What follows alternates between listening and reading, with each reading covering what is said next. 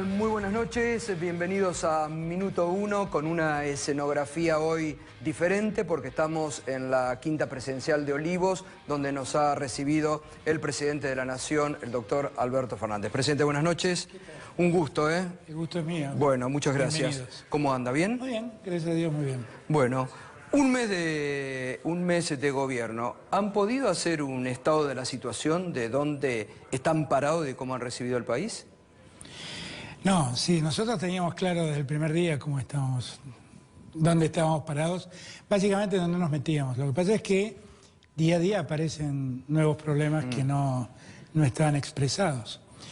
Pero claramente recibimos un país con muchas dificultades, en lo económico y en lo social. Un país además con una inercia inflacionaria muy severa, que va a dejar una secuela por una cuestión de arrastre para el año que estamos viviendo ahora, para el 2020. Un país con un nivel de deuda realmente preocupante y un nivel con un problema social enorme, enorme, una desatención de un número muy importante de argentinos que realmente preocupa. Entonces, yo creo que un mes después, nosotros lo que logramos es contar con los instrumentos y las herramientas necesarias como para poder hacer frente a los años que vienen y al tiempo que viene. Y eso me parece que sí lo logramos hacer y me parece que vamos por el buen camino. Claro, yo me refería que claramente hablábamos en la campaña con usted, todos los que cómo preveían encarar, pero una cosa es cuando se sientan y empiezan a ver, usted mismo nos decía la semana pasada que han encontrado estado de deudas no declarados, claro. O en algunos ministerios, como pasó en el Ministerio de Relaciones Exteriores. Eso que algunos llaman pasivos, deuda flotante, que es deuda que está impaga, pero no está registrada como deuda, sino como una deuda no vencida, y en verdad están vencidas. Y eso pasa absolutamente en todos los ministerios. Bueno, en Cancillería tal vez fue el caso más escandaloso, ¿no? Porque son deudas con organismos internacionales de crédito, y algunas de una magnitud tal que asombra. Lo que pasó con Naciones Unidas, que Naciones Unidas nos conminó a pagar algo de la deuda que teníamos, que fueron alrededor de 17, 18 millones de dólares. Y si no lo hacíamos, perdíamos la voz y el voto. Muy grave. Muy grave. Ahora, yo sé que a usted no le gusta mucho hablar de herencias, pero digo, auditorías van a realizar, van a hacer denuncias, porque por lo que nos venimos enterando, en algunos ministerios han ocurrido, han encontrado ministerios bastante, digamos, en estado de bancarrota o con problemas, o estaban denunciando. Catopodi el otro día estuvo en el programa, denunció, bueno, secretarías creadas, digo, en base a eso, ¿va a haber algún tipo de denuncias, presentaciones? Nosotros no queremos hacer política sobre la base de la persecución judicial. La criticamos todos estos años. No, está perfecto. Pero el que haya cometido un delito deberá responder, eso está claro. No es que nosotros tenemos una política de la denuncia, que fue lo que pasó básicamente en la gestión anterior. Lo que nosotros tenemos es la idea de que tenemos que gestionar. Ahora, si en el hacer nos encontramos con que alguien ha cometido un delito, eso será denunciado sin ninguna duda. Ha arrancado usted con, bueno, digamos, un congelamiento por 180 días. Hay también en este aspecto de tarifas. Ha habido ahí mucha controversia, ¿no? Si esto era un ajuste o no ajuste. Realmente llamativo para aquellos que no hablaron durante 4 años de ajuste en la Argentina, ¿no? Tal cual. Y sobre todo se dio así una polémica muy grande con el tema jubilados. Vamos a hablar de todos los temas, porque tenemos mucho para hacer, digo, pero con tema de los jubilados, muchos lo entendieron como un congelamiento a los jubilados, cuando, bueno, se les ha dado en diciembre, en enero, para marzo va a haber. ¿Cómo va a seguir esta política con los jubilados? A ver, vamos a poner un poco de orden en el discurso dominante de los grandes medios. Primer punto, si la palabra ajuste quiere decir poner orden en las cuentas públicas, nosotros queremos poner orden en las cuentas públicas, porque el desorden era magnífico, ¿eh? Quiere decir que había desorden. Enorme. No, la economía argentina y las cuentas públicas del Estado eran definitivamente espantosas. Espantosas. Argentina, tal como estaba organizada, era un país inviable. Absolutamente inviable. Ahora, lo que nosotros dijimos en campaña es, ¿quién va a pagar ese ajuste? Y yo dije hasta el cansancio que no lo iban a pagar los sectores más débiles. Y no lo van a pagar los sectores más débiles. Bueno, acá tal vez está el debate. Y acá voy a terminar el tema. A la pregunta, a contestar la pregunta. La verdad, ¿qué fue lo que hicimos nosotros? Nosotros tratábamos de ir sobre los que están en mejor situación económica. ¿Quiénes son? Los que exportan. Ellos son los que mejor están. Por eso fuimos sobre los exportadores, básicamente. Porque son los que tienen más capacidad contributiva hoy en día. Y después, sobre un sector de la sociedad que ha hecho una manifestación de riqueza en bienes personales, teniendo bienes en el exterior, pero proponiéndoles que si esos activos financieros que tienen en el exterior los traen a la Argentina, pagan lo mismo que se paga por bienes personales en Argentina, no se multiplica por 2 esa tasa. Entonces, en realidad nosotros hemos cumplido con lo que hemos dicho en la campaña. Ahora, hay definitivamente un problema, que es que Macri, cuando diseñó el sistema de ajuste a los ingresos de los jubilados, lo hizo como hizo todo, con una gran irresponsabilidad. Claro. Esto no quiero abrir nuevos debates o viejos debates, pero fue una gran irresponsabilidad, porque la idea, ¿cómo era para que la gente me entienda? Hasta ese momento, los sueldos de los ingresos de los jubilados se ajustaban teniendo en cuenta el aumento general de sueldos y cómo crecían los ingresos públicos, que es la verdadera fuente que tiene el Estado para pagarle a los jubilados. Sí. Entonces, eso daba una tasa por la cual se actualizaban los sueldos, los ingresos de los jubilados. Macri cambió eso. ¿Y qué dijo? Dijo, voy a tener en cuenta ahora cómo crecen los salarios y cómo crece la inflación. Él siempre prometió que... La iba a bajar. Bueno... Y nunca ocurrió. Nunca ocurrió. Y además no ocurrió solamente eso. Él prometió públicamente que el sueldo de los jubilados iba a superar a la inflación, cosa que no ocurrió en estos 4 años. No solamente dijo, voy a hacer que los jubilados sigan a la inflación. Como es una tasa que combina salarios más inflación, ¿qué terminó pasando? Que a los salarios todos prácticamente siguieron la cláusula gatillo. Entonces, jubilados e ingresos terminan siendo lo mismo. No es un mix, es exactamente lo mismo. Y eso es lo que terminó generando un sistema de indexación de la economía tremendo que el Estado Nacional no puede seguir, no puede acompañar. Entonces, ¿qué hicimos? Dijimos, vamos a parar acá la pelota por 180 días. Vamos a poner una tasa de actualización de los ingresos de los jubilados que le permita a los jubilados poder recuperar salarios o ingresos, teniendo en cuenta el contexto general del Estado argentino.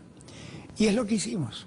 Ahora, hablaron de que congelábamos los ingresos de los jubilados. Falso. Dijeron eso y los jubilados recibieron todos un aumento del 9% más o menos en diciembre. Exacto. Y a eso le sumamos, para los que tienen las menores jubilaciones, una cuota en diciembre y una cuota en enero de 5.000 pesos cada mes. Y en marzo, abril vamos a tener que de vuelta revisar el ingreso de los jubilados. Obviamente. ¿Tiene idea de cuánto puede ser el aumento en marzo? Pero es que lo que nosotros queremos, si las cuentas funcionan y si las cuentas públicas mejoran, quisiéramos recomponer el ingreso de los jubilados lo más rápido que podamos. Y queremos hacer una tasa de actualización del ingreso de los jubilados que sea acorde con la realidad económica del Estado argentino. ¿Ya han empezado a trabajar en la nueva fórmula que van a tener? Hoy estábamos trabajando porque por la ley de solidaridad lo que hicimos fue crear una comisión para que se dedique a eso, donde hay también diputados, legisladores. ¿Usted tiene alguna idea de cómo podría ser la fórmula? No tengo una idea, pero me parece que lo correcto es acercarse más a la lógica, a la fórmula previa, que combinaba salarios e ingresos públicos, porque ahí se tiene en cuenta cómo crecen los salarios y cómo crecen los ingresos del Estado. Pero lo que está claro es que tenemos que mejorar todo lo que podamos los ingresos de los jubilados, eso no cabe duda. Pero en marzo va a haber otro aumento y para todos los jubilados. Por supuesto. Y yo espero que porque julio, algunos están enojados porque dicen, pero ¿por qué pusieron el techo de 20.000 pesos? Porque no hay para todos. Miren, casi el 70% del Fondo de Garantía de Sustentabilidad, que es donde está el dinero para pagar a los jubilados, son papeles del Estado. Bueno, ahí hay que investigar. A eso me Pero refiero. Cuando hay, entonces, se va a hacer un a mí inventario, me impacta porque... mucho, lo hablaba ayer con Axel. ¿Y qué pasó? Me impresiona con el mucho porque ahora de 70%? repente están preocupados por la clase media. Sí, sí. Y la destruyeron, la clase media. Ahora de repente están preocupados por los jubilados. Y se llevaron toda la plata del Fondo de Garantía de Sustentabilidad. Entonces, yo lo que no sé es mentir. Y no sé mentirle a la gente. Y no le voy a mentir a la gente. Nosotros vamos a ir recomponiendo los ingresos de los jubilados poco a poco. Y vamos a seguir ocupándonos de los que peor están. Esa es la mayor urgencia. Ahora, acá me parece que es muy interesante en esto que usted está marcando, lo venimos hablando, porque digo, hoy se conoció el caso, hablábamos esta mañana en Mañana Silvestre con Daniel Arroyo, que viajó el fin de semana de urgencia de 3 niños huichis muertos por malnutrición en Salta. Hoy hablábamos con la intendenta de Moreno, que nos contaba de cómo chicos ponían cartón adentro del mate cocido para tener algo. Entonces digo, frente a eso, a mí tampoco me gusta mucho entrar en polémica porque creo que es darle a algunos que no tienen realmente entidad. Pero ¿cómo uno puede tolerar que en la sociedad hoy con este grado de pobreza haya expresiones como las de Pichetto de hoy, no sé si las escuchó, no lo vi. que dijo, ¿qué están dando? ¿Vales, valecitos por los bonos o por la asignación universal por hijo? No hay hambre, son exagerados, están haciendo un gobierno clasista. Lo leí ayer mañana en el diario, perdón, si lo había leído. Bueno, es la opinión de Pichetto. Hace mucho tiempo que está confundido. Pero no hay un tema ideológico de fondo. En él es lo que es. Y en varios. Es lo que él piensa, además. Pero más allá de lo que Pichetto piensa o deja de pensar, lo cierto es que en Salta se murieron 3 chicos desnutridos. Y además, porque bebieron agua que no era potable. Exacto. Entonces el cuadro de nutrición se potenció por un problema de tomar agua contaminada. Entonces, esa es la Argentina que dejaron, esa. Y entonces dice, bueno, pero eso es el norte del país, lejos. Moreno no es lejos. Alguien es dijo, acá nomás. sugirió que le pongan un gallinero a los demás. Claro, claro. Lo que digo es, lo que pasa en Moreno, que está en acá la a primera, 30 kilómetros de la capital federal. En la primera mesa de la lucha contra el hambre, allí estuvo presente el secretario general de la CETEP, que es el gringo Castro, que es el marido de esa intendenta. Exacto. Y el gringo nos contó que había chicos que mojaban el cartón y lo comían para tener algo sólido en su estómago. Bueno, como y eso pasa a 30 kilómetros de la ciudad de Buenos Aires, cruzando la General Paz. Entonces, cuando uno ve esto, uno toma dimensión del problema. Pero además, yo no sé, por ahí a Pichetto no me cree, pero puede creer los datos objetivos.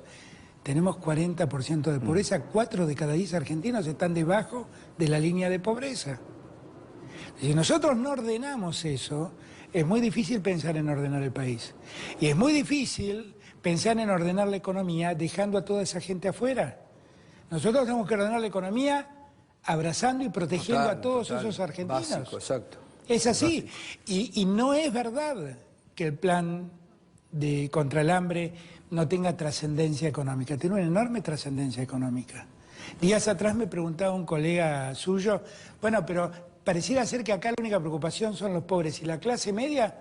La clase media con el plan contra el hambre se beneficia mucho. Y hay 2,5 millones de integrantes de la clase media que cayeron en la línea de pobreza. Además, pero digo, la clase media es la dueña de los almacenes, es la dueña de los supermercaditos, y esa clase media de repente va a haber un nivel de consumo que antes no veía, porque toda esa gente que hoy accede al plan contra el hambre no estaba consumiendo, y no era que no estaba consumiendo ropa, no era que no estaba consumiendo esparcimiento, Sí, no comían. Comía, exactamente. Nosotros estamos en un país donde en los últimos 4 años la demanda de leche cayó un 30%. Leche. Sí, que es una vergüenza. Pan. De eso esa estoy dirigencia hablando. que habla de que no hay hambre Claro, debería dar no una es que vergüenza. cayó la venta de lomo, cayó la venta de leche.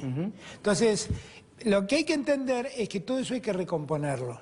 Y lo primero que tenemos que hacer es prestarle atención a los más necesitados. Totalmente. Eso va a repercutir mucho en la clase media. Miren, el otro día me decía el gobernador Bordet, Concordia ya recibió la tarjeta, ¿no? Ayer recibieron 6.500 personas la tarjeta y en total todos los meses llueven en consumo de alimentos sobre Concordia 35 millones de pesos, que para Concordia en realidad no es muy importante. Sí, por supuesto. Bueno, me cuenta que ha cambiado todo el clima en Concordia.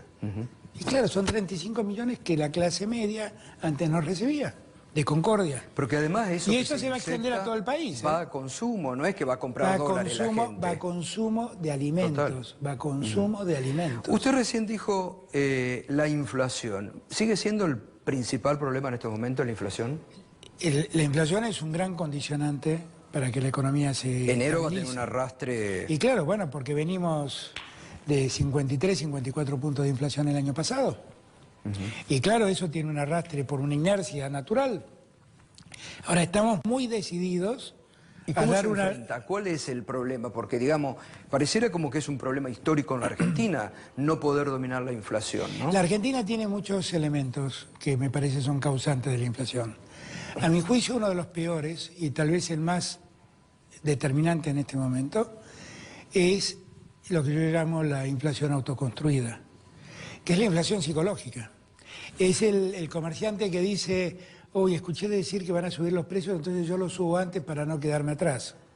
Y entonces eso desata una cadena tremenda, pero además... Bueno, pareciera que eso ocurrió en estos días Claro antes sí, de Precios Cuidados. Exactamente. Porque ustedes hicieron un acuerdo y esta mañana en el programa... Escuchaba en la radio. Yo lo llamé Usted estaba escuchando esta mañana. Claro, y lo llamé hace un rato a Matías Culfas y le digo, escuchame, esta mañana escuché el programa del gato, todos los que llamaban decían que no se estaba cumpliendo.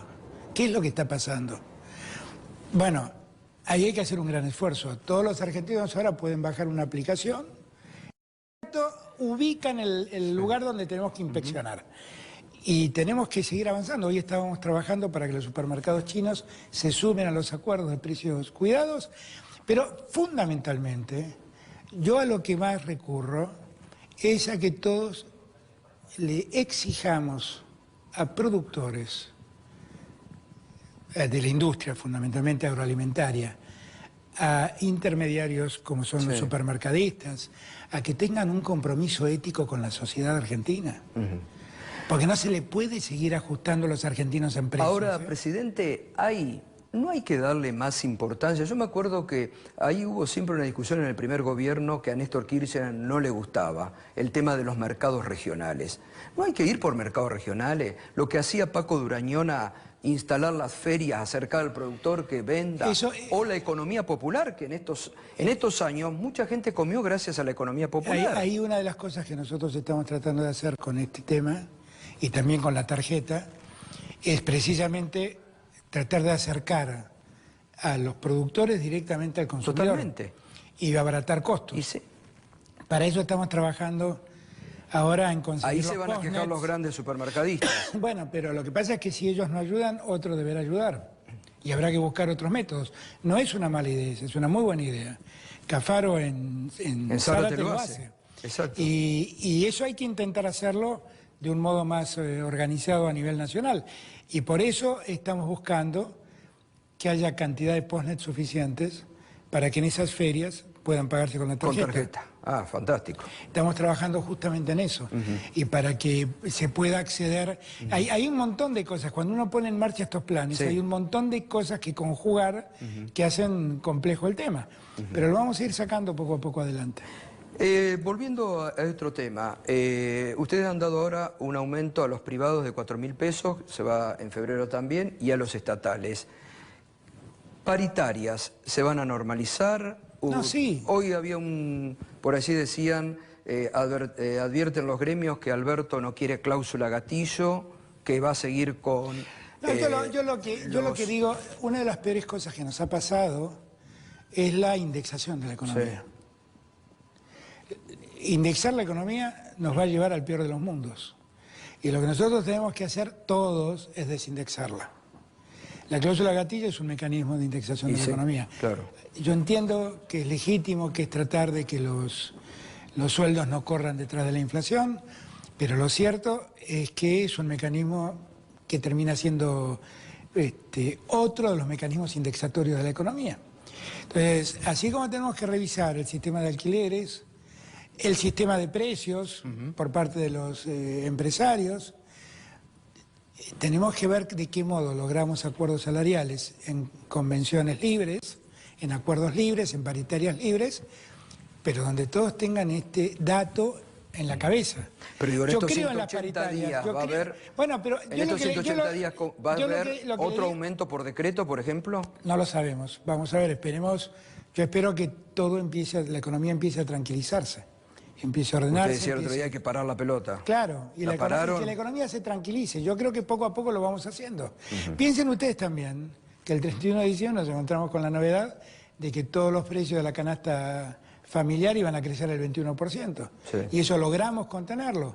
También con la ayuda de los productores y de los supermercadistas. Pero todo es de una complejidad enorme. Todo es de una complejidad enorme. Lo que debemos hacer es todos tener en claro cuál es el sentido de lo que estamos haciendo. O sea, nosotros necesitamos que la economía pare de indexarse, porque si no, combatir la inflación es muy difícil. ¿Qué hicimos? Congelamos tarifas de electricidad y de gas.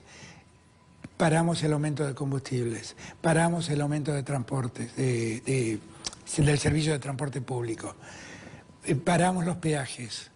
O sea, congelamos todo para que nadie vea deteriorar su ingreso. Entonces, el Estado está haciendo su parte en todo esto.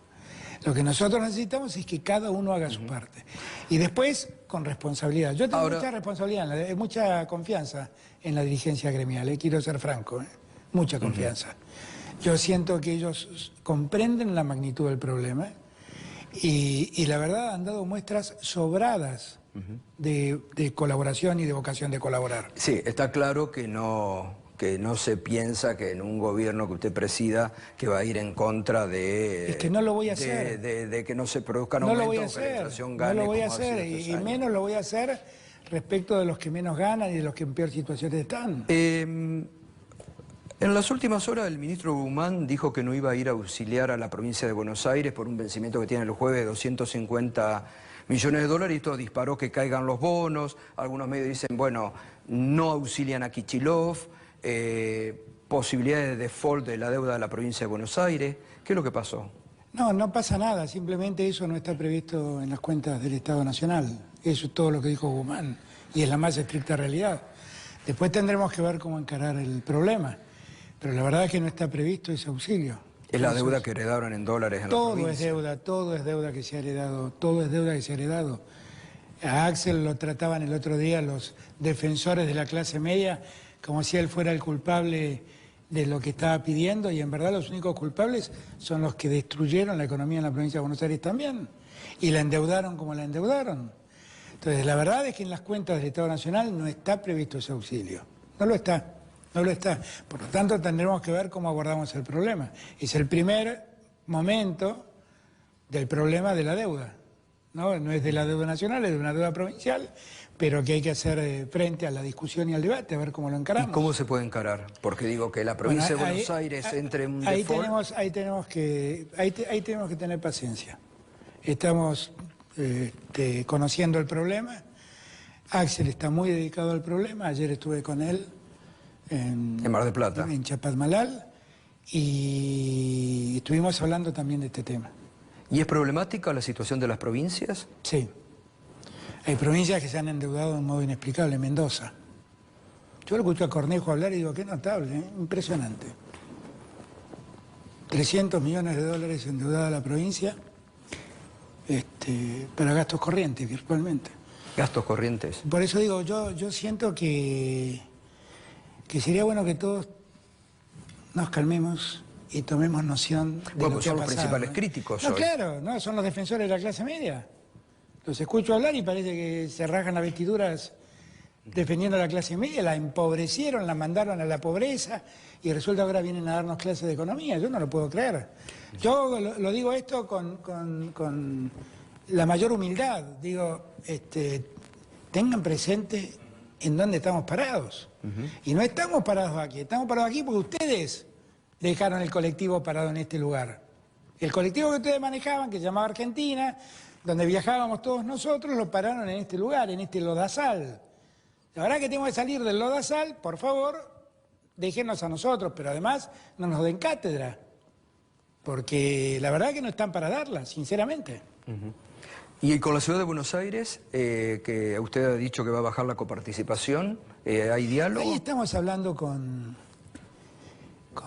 Rodríguez Larreta. Yo evito hablar de este tema, francamente, porque yo estoy seguro que vamos a poder hablar y ponernos de acuerdo. ¿Tiene buen diálogo con Horacio Rodríguez Larreta? Sí, tengo el diálogo correcto que tiene que haber entre alguien que gobierna el país y alguien que gobierna la ciudad. Lo que está claro que nosotros... Bueno, él salió a bajar los decibeles. Claro que sí, algunos no, trataron, pero él por dijo, eso. Yo lo que creo que tenemos que buscar el modo de encontrar una solución a este problema. Ahora, ¿no ha llegado el momento de discutir lo que está hace tanto tiempo que no se discute, que es una nueva ley de coparticipación federal? Sí, vamos a aclarar una cosa. La Ciudad de Buenos Aires no recibe coparticipación primaria, recibe coparticipación secundaria. Claro. ¿Qué quiere decir esto? Que es dinero que el Estado Nacional le dio a la Ciudad de Buenos Aires. Bueno, le había aumentado Macri, ¿no?, a la Ciudad de Buenos Aires. Exactamente. Por eso digo, es dinero que el Estado Nacional le cede a la Ciudad de Buenos Aires. No es dinero que sale de otras provincias, salen del Estado Nacional por lo que fue un acto volitivo de Macri, de la voluntad de Macri de apoyar a su distrito. Ahora, la verdad es que ha generado una descompensación muy seria respecto del resto del país, porque además no quiero empezar a contar los bienes que le hicieron a la Ciudad de Buenos Aires en millones de dólares, no quiero contar las obras públicas de las que el Estado Nacional dedicó a la Ciudad de Buenos Aires. Bueno, muchas, todas las obras de infraestructura el camión del Paseo del Bajo. Trenes, Paseo del Bajo. Por eso digo, no quiero empezar a contar, porque si yo cuento todo esto que se le ha dado a mi ciudad, a la que quiero mucho, nací, soy orgullosamente Bueno, usted en campaña porteño. lo había comentado esto, Pero claro, que muchos dijeron, pero ¿cómo lo dice en campaña? Juegan contra del AMES. No, yo no juego en contra del AMES. Yo lo que quiero es una Argentina integrada. Y tener una Argentina con una ciudad tan opulenta y en el norte se nos mueren los chicos de hambre, eso no es una buena Argentina. Ahora, y Horacio lo entiende, Rodríguez Larreta lo entiende. Bueno, por eso digo, yo quisiera que nos dejen resolver el problema con Horacio. Ahora, volviendo al tema del norte, el plan Belgrano se ve que nunca llegó, ¿no? Nunca llegó. Eso, bueno, fue parte de todo anduvo más o menos por los mismos carriles. Todo fue un juego de discurso, de marketing, de Twitter, de redes sociales, pero a la hora de los hechos no queda nada. Usted dijo recién, y con cierta prudencia, como que tiene algo guardado, que bueno, que el tema de la provincia de Buenos Aires es el primer desafío mojón por el tema de vencimientos externos. Ayer comentaba en la entrevista que le dio a Horacio Berbisky que el 31 de marzo es otro punto que ustedes se han fijado como para las negociaciones con el Fondo Monetario Internacional.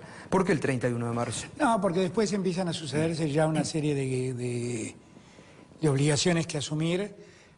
Nosotros el 31 de marzo yo creo que deberíamos tener ordenado el escenario, por las obligaciones que caen en abril, fundamentalmente por eso. ¿Y hay diálogo ya con el fondo?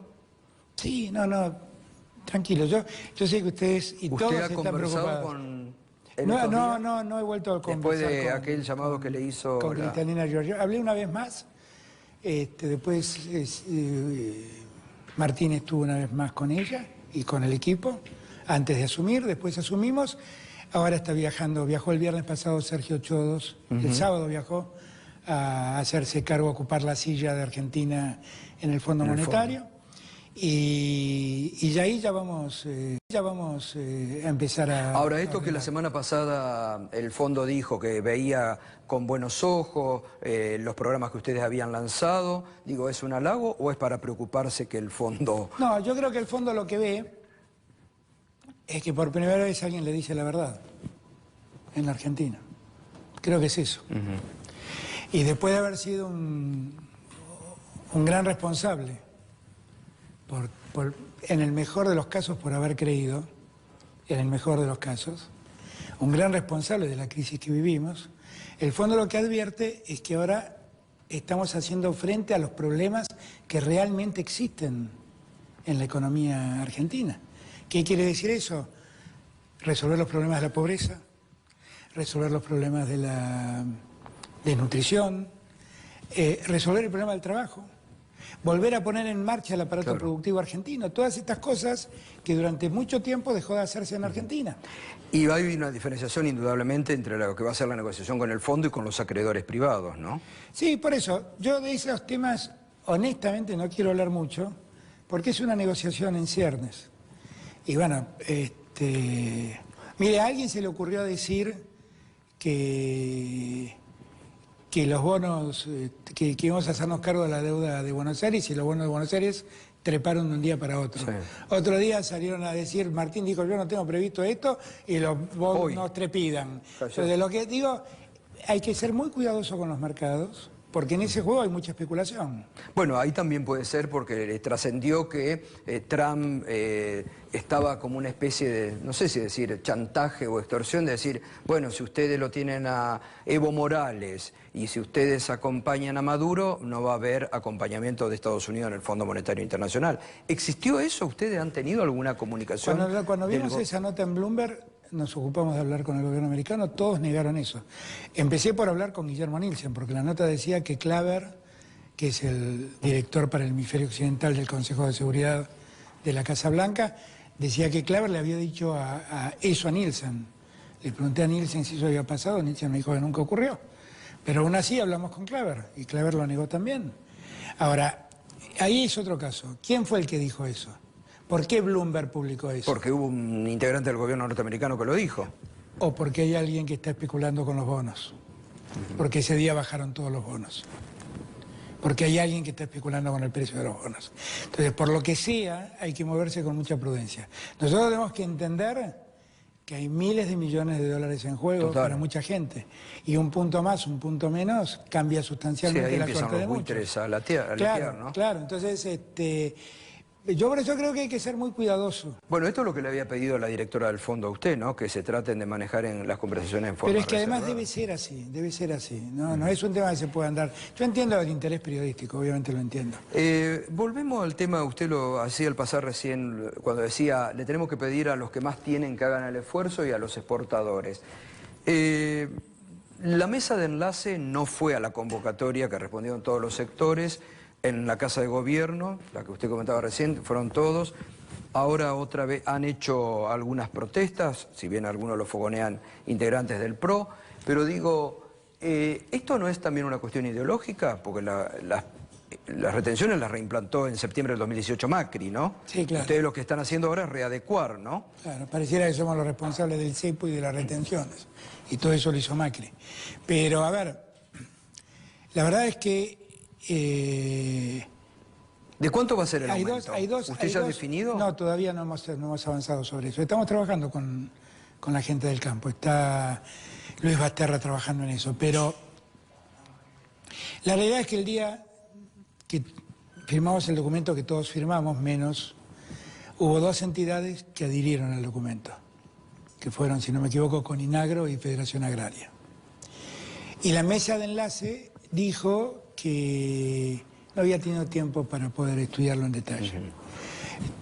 Yo lo lamenté, pero lo interpreté también como que se van a sumar finalmente y van a trabajar finalmente.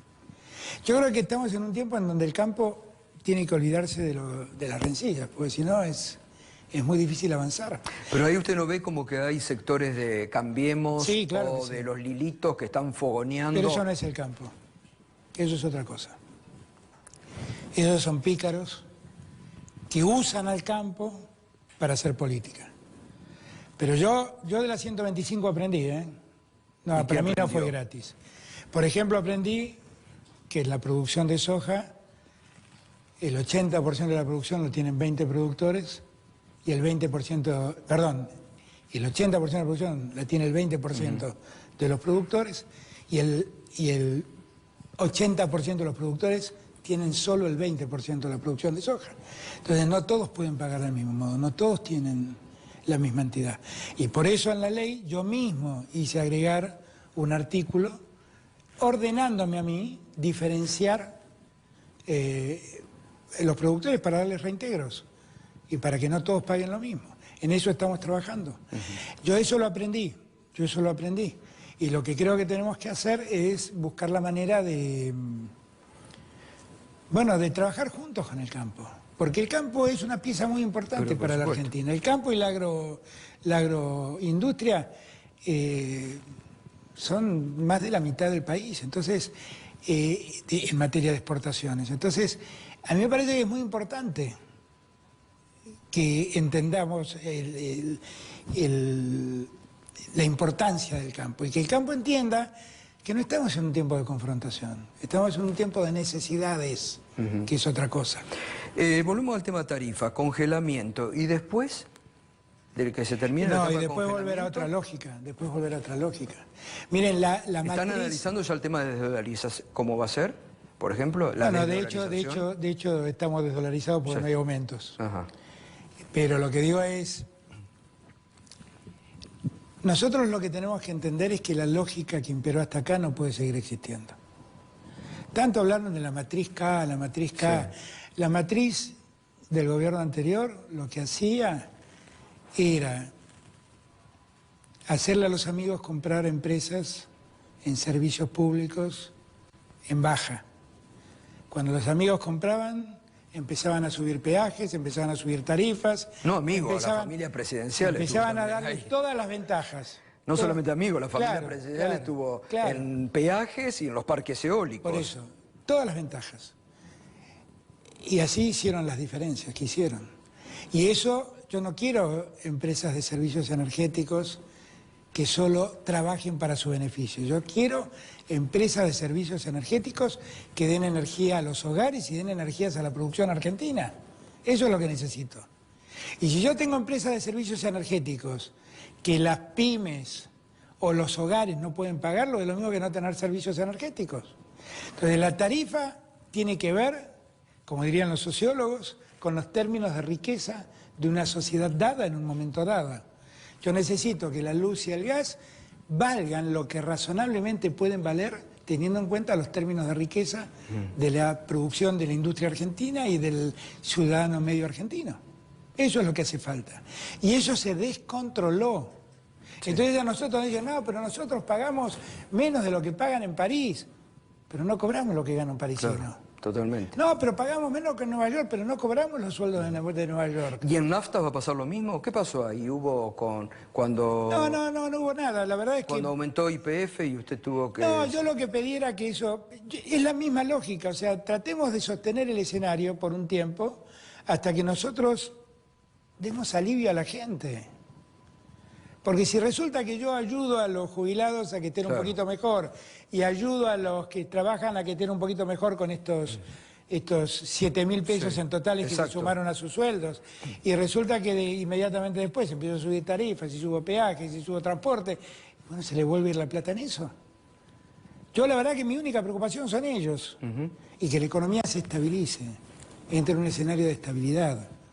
Eso es lo que necesitamos. ¿Está analizando suspender el tema del soterramiento del Sarmiento o quitar la concesión de lo que se estaba haciendo? La verdad es que francamente no estoy viendo eso por ahora, pero no sé si lo estarán viendo los ministros del área. Y con el tema de obras públicas... bueno, lo que ha pasado con obras públicas es dantesco, es dantesco. Yo escuchaba, durante 4 años escuché dar clases de obra pública y cuando llegué y vi lo que hicieron... No lo puedo creer. ¿Por qué? Porque no hicieron nada. ¿Y las famosas PPP no funcionaron? Nada. Las obras públicas son unos pocos kilómetros de rutas y algunos servicios cloacales y de agua, no mucho más que eso. Y el Metrobús, que es el gran hallazgo. Que cuando uno pregunta la historia dice, bueno, la verdad es que llegamos para hacer subtes. Y como no teníamos plata para los subtes, nos dimos cuenta que esto más o menos es lo mismo que un subte por arriba. Esa es la explicación teórica del Metrobús, que no funcionó mal, no voy a decir una cosa por otra, ha funcionado bien, pero que en verdad fue una salida de urgencia. Hoy Patricia Bullrich le reclamaba una idea superadora, dice, no van a construir más Metrobús, bueno, a ver, ¿qué van a hacer? Vamos a darle dignidad a la gente, Patricia, que es lo que te olvidaste vos de darle a la gente. Vamos a hacer que cada uno pueda vivir y que no se nos mueran los chicos en el norte. Vamos a hacer que los jubilados vuelvan a tener dignidad con su ingreso. Ahora, y el tema de la obra pública lo va a manejar, porque el otro día, por ejemplo, Catopodi en el programa anticipó que corredores viales van a reestatizar 5 o 6 porque las concesiones privadas evidentemente Porque no están funcionan. funcionando, Y no, porque simplemente. uno paga el peaje. A mí me pasa cuando voy a Entre Ríos, paga el peaje y la ruta... Es que eso es enriquecer a un empresario, no es O darle un acá, servicio a la la gente. autopista Buenos Aires-Rosario tiene unos baches tremendos. Claro, por eso. La idea que tenemos nosotros es poner orden en todas esas cosas, no es reestatizar todo, no es esa la idea. La idea es que pongamos en esa tarea de ordenamiento, que es muy compleja, porque está todo muy desordenado, por eso es muy compleja. En esa tarea de ordenamiento también está el tema de la obra pública, también está el tema de las viviendas. Bueno, También eso es fundamental, ¿no? La deuda... Nosotros tenemos que volver a recrear no solamente la construcción de viviendas sociales, tenemos que resolver el hábitat de mucha gente. Y resolver, mire, hoy me llovieron los mensajes, me llovieron a través de las redes sociales. La principal preocupación de mucha gente es el tema de los créditos UBA en este momento. Sí, claro. Sí. Y de los hipotecarios y los no hipotecarios, en términos ¿no? de números, es un número bastante acotado de gente. Pero están en un problema. Claramente están en un problema, porque los han embarcado en un barco sin timón. Y está claro que están en un problema. Pero estamos trabajando en la solución. Bueno, entendamos que... Durante enero han congelado, digo... Entendamos que es un problema donde el Estado es ajeno. O sea, para que todo el mundo me entienda. Usted me compró un departamento a mí y a mí me pagó el banco X. El problema lo tiene usted con el banco. El Estado no tiene nada que ver. Ahora, pero el Estado si lo embarcó, ¿eh? No, si es verdad... No, si el Estado promovió este crédito. Por eso digo, el Estado sí, es verdad, decían... Sí, pero es un vínculo entre partes, sí, está claro. entre partes privadas. Sí es verdad que hay alguien que se está beneficiando mucho y hay alguien que está padeciendo mucho. Entonces, ver cómo se recompone eso... Bueno, hoy anunció Pelle que va a hacer caso por caso, que empezó a analizar. Pero además, yo ya lo viví esto, quiero ser franco. Lo viví cuando fui... Para mí todo esto es una suerte de déjà vu diario, cotidiano, porque todo digo, uy, esto es igual que aquel caso. Cuando nosotros llegamos en el año 2003, tuvimos el problema de la especificación. Claro. Que es muy parecido era. Tremendo fue. En este caso al revés, ¿no? Alguien que había depositado dólares y le devolvían pesos. Entonces, la Corte eso lo fue resolviendo con un sistema que lo llamaron, con una lógica o una doctrina que la llamaron la doctrina del riesgo compartido, que era tratar de dividir las pérdidas y los esfuerzos. No que lo pague solo uno. Lo que está pasando hoy en día es que el deudor de ese crédito es el que está pagando todo el costo de una devaluación magnífica que produjo Macri. Nosotros no tenemos noción, Gustavo, pero si uno revisa la salida del 2001 de la convertibilidad, ¿qué representó para la Argentina? Representó un aumento de pobreza, igual que ahora. Sí. Un aumento de desocupación, igual que ahora. Una devaluación del 400%, igual a la que Macri hizo en 4 años. O sea, nosotros en 4 años sufrimos un efecto devastador sobre nuestra economía, tan devastador como el efecto que sufrimos el día que salimos de la convertibilidad. Igual, las proporciones son... Es más, la devaluación de Macri es más severa todavía. Ha sido más grande en esos 4 años. Ha sido durísima. Y sí, de más del 500%, calculó, porque piense usted que estaba a 9,50 y terminó en 63 pesos. Dese cuenta, se multiplicó por 6 casi eso. Presidente, en su discurso inaugural, digamos, usted enfocó, fue muy aplaudido, fue muy contundente cuando dijo nunca más una justicia que persiga al adversario, donde los servicios de inteligencia persigan este armado del poder político, mediático y judicial, como digo yo, que dominó, que cogobernó 4 años la Argentina, que se dedicó muchas veces a hacer persecuciones, infiltrado los servicios. ¿Qué pasa con el tema de la justicia? Porque es como que quedó el anuncio suyo, pero ¿y ahora? Pero llevamos un mes. No, ahora vamos a mandar la reforma. ¿Cuándo? Antes de fin de enero va a estar la reforma en el Congreso.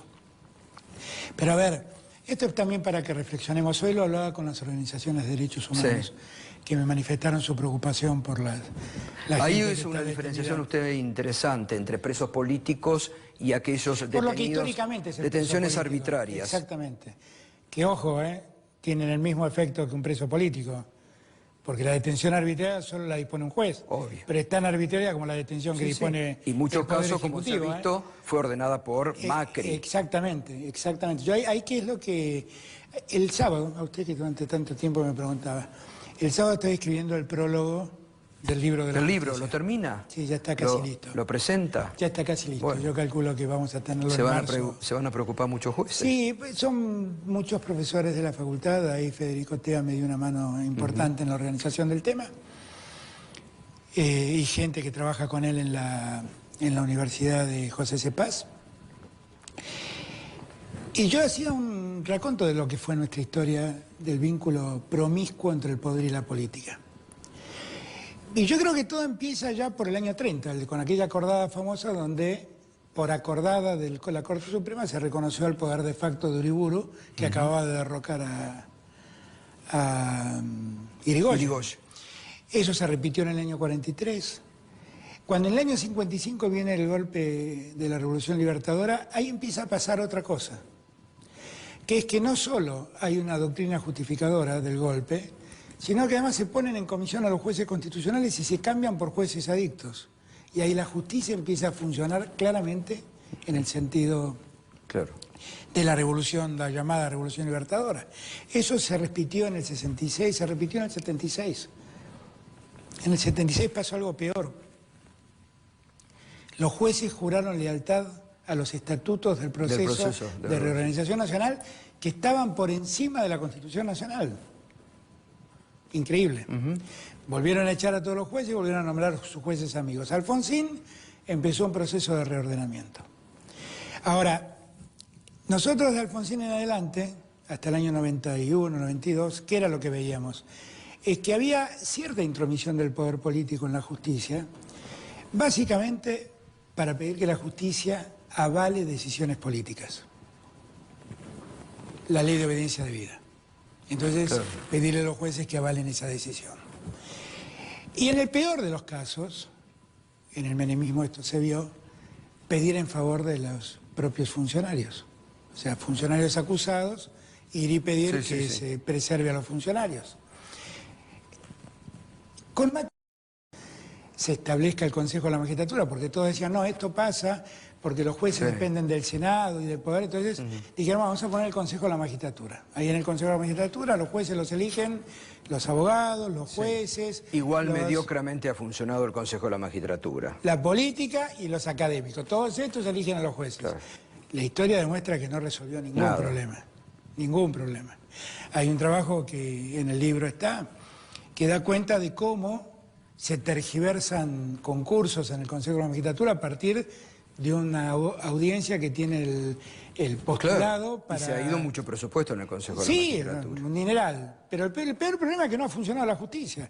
Ahora, en los 4 años de Macri pasaron algunas cosas diferentes. Es la primera vez que en la democracia se usa la justicia para perseguir opositores. Es la primera vez.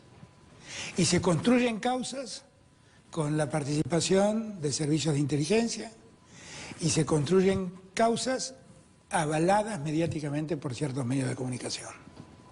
Esa es la mayor gravedad de estos 4 años. Bueno, lo de D'Alessio, que el sábado habló con Darío Villarruel diciendo, si yo te hablo, se caen todas las causas contra el kirchnerismo y donde desnuda... Y lo peor de todo es que nosotros como sociedad dependamos de un sujeto tan miserable como D'Alessio. Exacto, sí, ¿no? sí. De lo que él pueda decir. Exacto. Entonces, bueno, a ese nivel se manejaba. ¿Por qué hice yo todo este raconto de cómo la justicia? Porque nosotros lo que tenemos que hacer es independizar de una vez y para siempre a los jueces del poder político. Uno no necesita jueces amigos, uno necesita jueces dignos.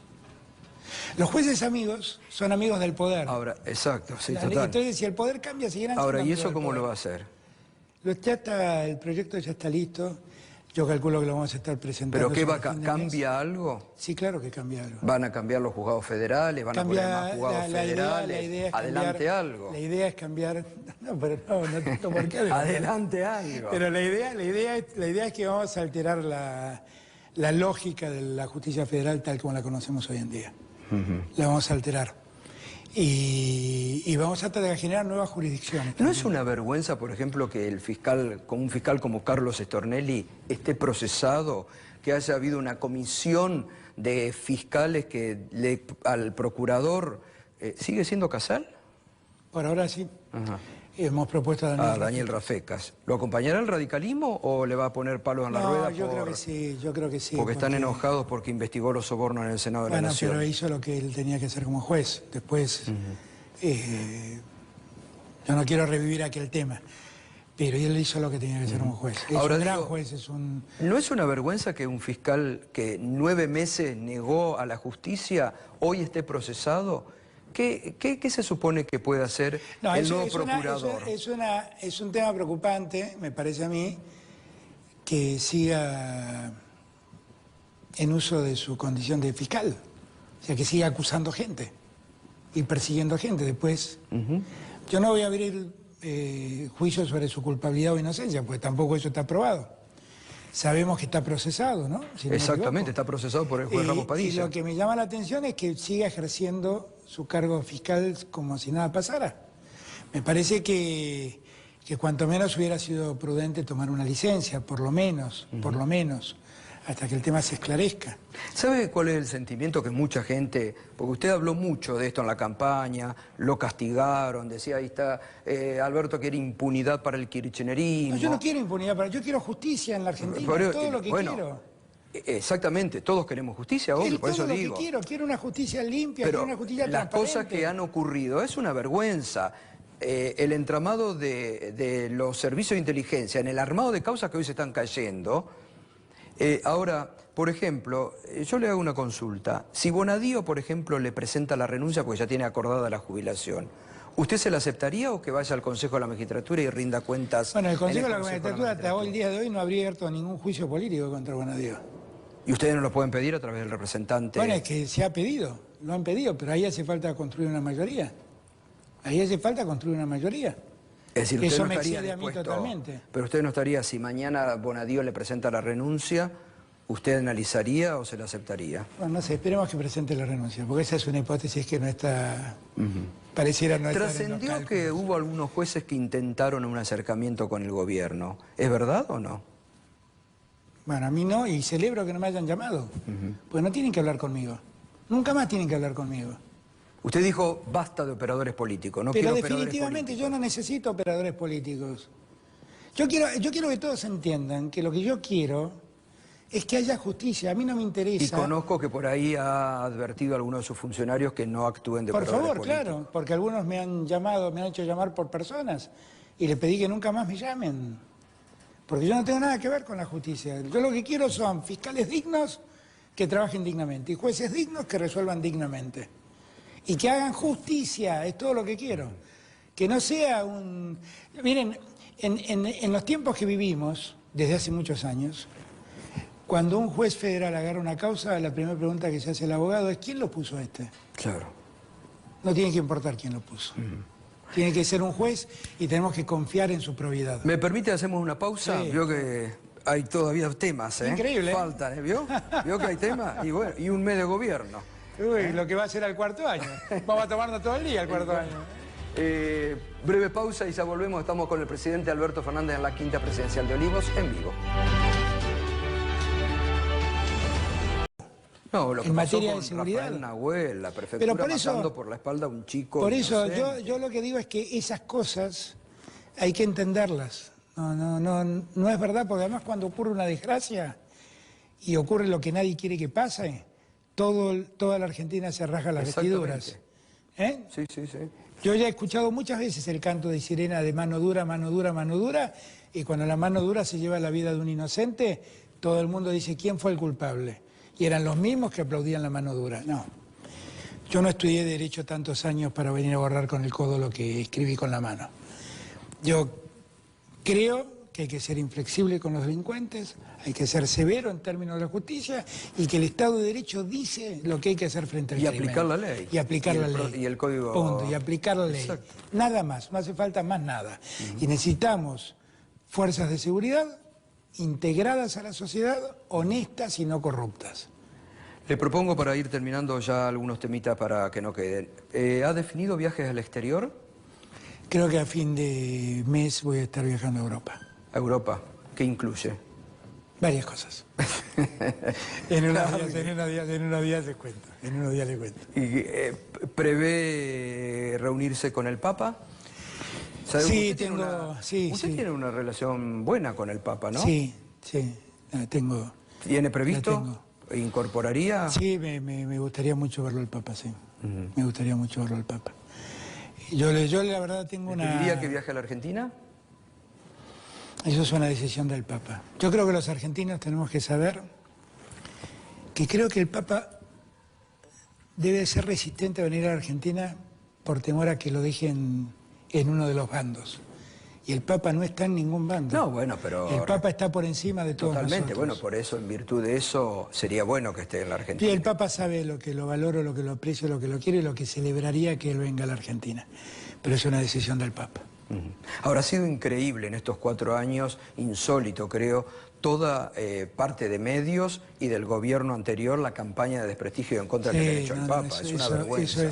Además es penoso porque es un hombre que su tarea la cumple de un modo tan cabal, su tarea de pastor, estoy hablando, la cumple de un modo tan cabal y tan absoluto, que en verdad solo debería admirarnos a nosotros, no someterlo a la disputa interna como hacen muchos en Argentina. Yo no lo quiero hacer, ¿eh? El Papa no es mío, es de la humanidad. Exactamente. ¿Con Bolsonaro cómo está la relación? ¿Hay relación? ¿Se han hablado? ¿Va a ir a...? No sé, mi relación con el pueblo de Brasil es óptima, porque los quiero, porque los valoro. Felipe estuvo reunido con el canciller. El que habló con el canciller y la verdad es que yo no concibo que podamos llevarnos mal con Brasil. Estoy esperando que en algún momento podamos volver a hablar, claro. Simplemente. Yo siempre estoy dispuesto. ¿El eje pasa Argentina-México ahora? A ver, el Mercosur para nosotros, es muy importante. Y todo lo que sea preservar el Mercosur para mí es muy importante. Y todo lo que sea hacer crecer el Mercosur para mí es muy importante. O sea, Ahora, México es un país enorme, la segunda economía de América. Y por lo tanto, uno no puede soslayar la importancia de México. Y en la coyuntura, además, tenemos la suerte de que en México la preside alguien a quien yo quiero y valoro tanto como Andrés Manuel López Obrador. Así que estamos trabajando mucho con ellos. Ellos nos están acompañando en muchos proyectos. El canciller estuvo días atrás en la reunión de CELAC y ahí estuvieron viendo cómo mejorar la relación comercial con México. Yo tengo muchas expectativas de que con México podamos hacer muchas cosas. ¿Y con Estados Unidos? Con Estados Unidos... ¿Tiene previsto algún viaje? No lo tengo previsto, pero deberíamos hacer el mundo. Y lo que tenemos que lograr es una relación madura, como siempre debimos tener y debemos tener. Una relación madura es una relación de respeto, simplemente. No siempre estamos en un 100% de acuerdo. Hay muchas cosas en las que estamos de acuerdo y otras cosas que no. Pero ¿se ha sentido con el tema de Evo Morales, por ejemplo, que ciertas... Yo lo veo más en los medios que en los hechos. ¿Sí? Lo veo más en los medios que en los hechos. ¿No han tenido quejas diplomáticas por Evo Morales?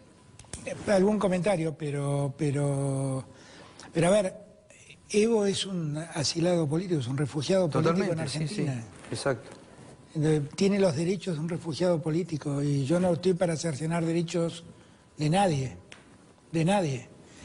Y estoy muy contento de haber ayudado a que Evo salve su vida, claro que sí. Sí, bueno, estoy muy tranquilo, ¿no? Exactamente. En términos humanitarios, estoy muy tranquilo y estoy contento que esté en Argentina.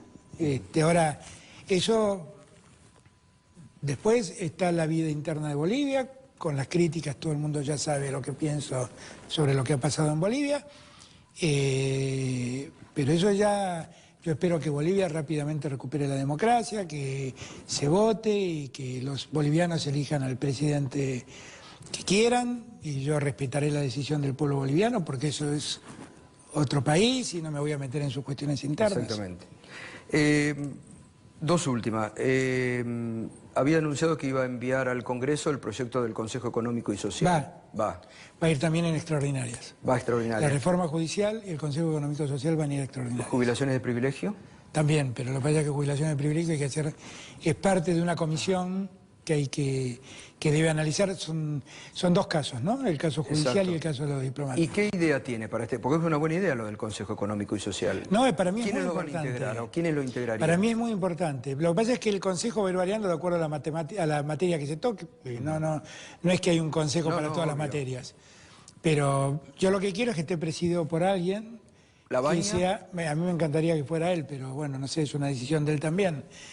Y primero tiene que salir la ley. El proyecto que nosotros estamos mandando, el presidente del Consejo es alguien que funciona con autonomía del presidente de turno, dura en su cargo más allá del mandato presidencial y necesita acuerdo del Senado. Con lo cual le quiero dar una estabilidad y una independencia, porque lo que aspiro es que en esos lugares se pueda empezar a construir políticas de Estado. ¿Como la Oficina Anticorrupción, por ejemplo, también? Bueno, la Oficina Anticorrupción, bueno, es otra cosa. La Oficina Anticorrupción lo que le he dado es más autonomía.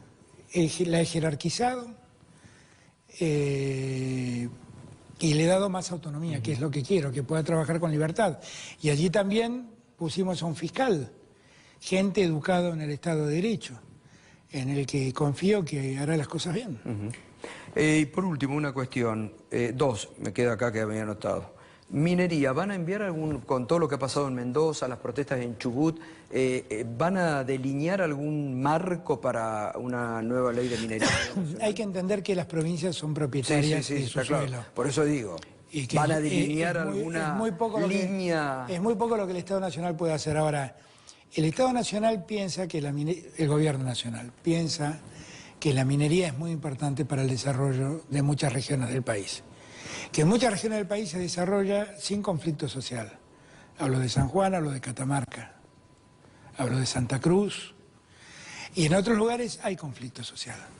Lo que nosotros tenemos que garantizar es una minería que cuente con el acuerdo de la comunidad y que garantice la no contaminación.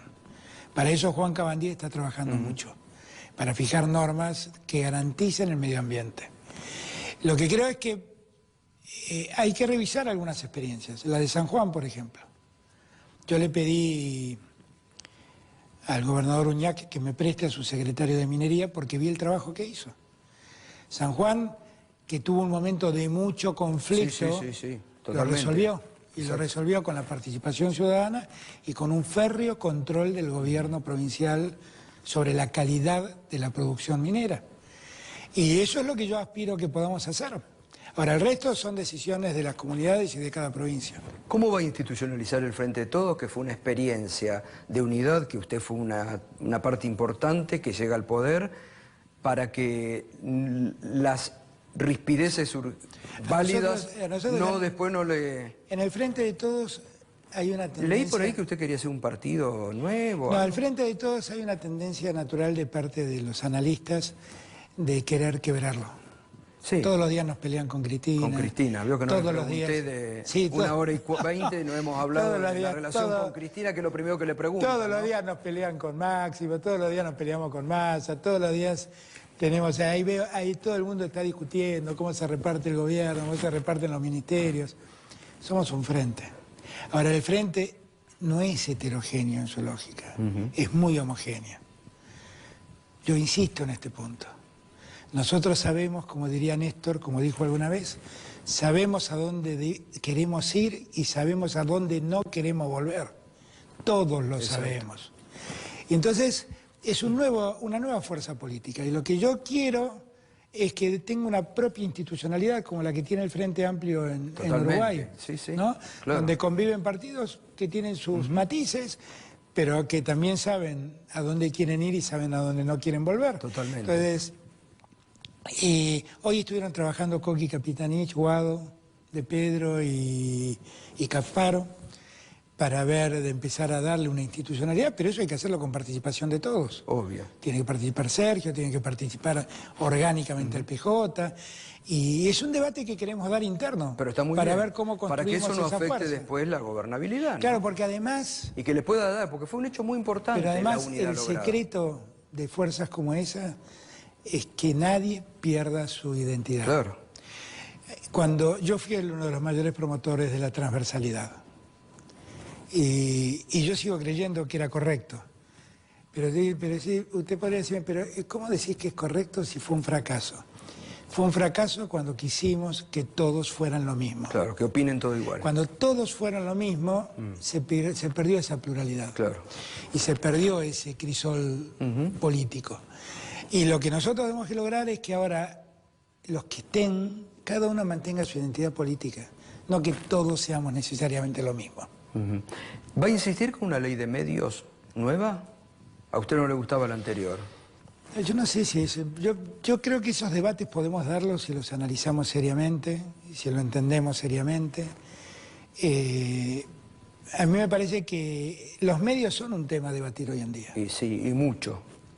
Y en la Argentina, además, tenemos que ampliar también el mercado, por ejemplo, de la distribución de imágenes, ¿no? Que ya el mundo la ha abierto a las telefónicas y en la Argentina, inexplicablemente, durante 4 años Macri lo preservó en favor de uno.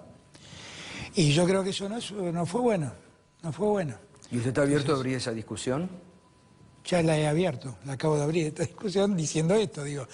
Pero además es algo que vengo diciendo... ¿Cómo le van a titular mañana? No, pero es algo que vengo diciendo... ¿Cómo le van a titular Saben que lo mañana? vengo diciendo desde el año 2004 esto, ¿eh? Sí. No es de ahora, ¿eh? Desde entonces vengo diciéndolo. Entonces, me parece a mí que todas esas cosas tenemos que animarnos, pero lo que no podemos es hacer leyes contra alguien. Claro. Tenemos que hacer una ley superadora, que sea mejor el sistema, simplemente. ¿Y con los medios públicos? El Con los estado, medios por públicos, ejemplo, de desastre, bueno, le ha puesto Bernardo Sí, Llorente, sí, que sí, ha sí. mostrado cómo ha quedado Y está tela. Rosario Lufrano, exacto. en Radio y Televisión Que- Argentina. Yo estoy muy convencido de que vamos ahora a ¿Los empezar a quiere trabajar. potenciar? Sí, claro, sí, claro. Y ahí sí ocurrieron cosas muy desastrosas, ¿eh? Bueno, lo que han hecho con Tela, Vi el otro día, hablando con Tristan Bauer, lo que ha pasado con Tecnópolis. con Tecnópolis. Increíble lo que han hecho. Cómo han destruido, es ¿no? una pena, es una pena. Pero bueno, estamos trabajando con Rosario, quedé con Rosario juntarme esta semana para ver un poquito cómo potenciamos todos los medios públicos. Y sí quiero hacerlo con la lógica que siempre yo tuve, ¿no? La lógica de la pluralidad, la lógica del respeto y poner en valor a los medios públicos, porque por ahí uno no lo percibe, pero hay lugares en el norte del país, lejos de la ciudad de Buenos Aires, donde lo único que llega es Radio Nacional o Canal 7. Exacto, sí, totalmente. El día de la Asunción, Cristina dijo, tengan en cuenta esta plaza y la gente, no el titular de algún diario. Tiene ¿Le razón, preocupan? ¿Los titulares? Sí. No, me preocupan en tanto y en cuanto pueden ayudar a confundir a la gente. Pero a mí, la ley de medios que Cristina promovió tuvo algo bueno. El debate dejó al descubierto quién es quién. Claro. Y ahora ya cada uno Sabe. quién es quién. Sabe lo que escucha y sabe tamizar. Lo que nosotros debemos hacer es garantizar la pluralidad de voces y exigir responsabilidad en los que Exacto. opinan e informan. Totalmente. ¿no? Responsabilidad. Presidente, le agradezco mucho. No. 1 hora y media, ¿eh? Ha sido un gustazo. Impresionante. Para mí un hablando gusto. de todos los temas. No, de verdad, para el gusto ha sido mío y la verdad contento. Y es muy, de estar es con muy usted. importante para la sociedad, para C5N, que en este momento es canal líder de noticias en la Argentina, que a todos llegue su palabra y su visión de un mes. Parece una eternidad, pero es un mes, ¿no? No, De yo les gobierno. agradezco mucho a la gente de C5N, a los televidentes, porque siempre nos han acompañado en todo este tiempo y además porque en un momento donde toda la sociedad pareció volcarse hacia un lado, ustedes se mantuvieron diciendo la verdad, simplemente diciendo la verdad, Así es. diciendo lo que pasaba. La realidad, como hemos La dicho. realidad. De verdad, Gracias, gracias. presidente.